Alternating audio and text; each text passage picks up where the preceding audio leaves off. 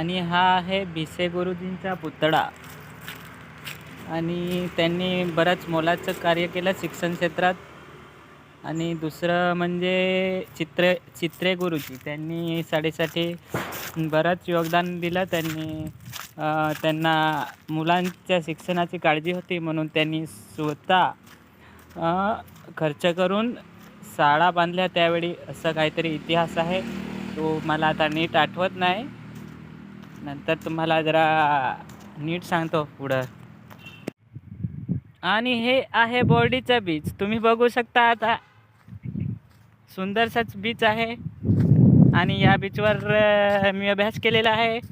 मस्त इकडे बीचवर येऊन रिॲक्शन लिहायचे आणि त्या रिॲक्शन लगेच लक्षातच राहून जायच्या. एकदम बीचवरचा अभ्यासाचं म्हणजे एकदम सुंदरच असतो आणि सहज लक्षात राहतो.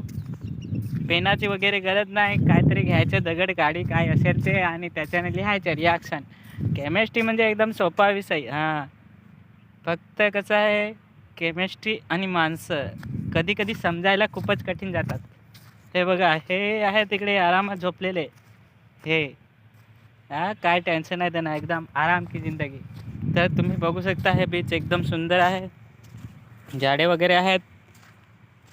हे कधी आले तर भेट द्या, बोर्डीला ॲडमिशन घ्या.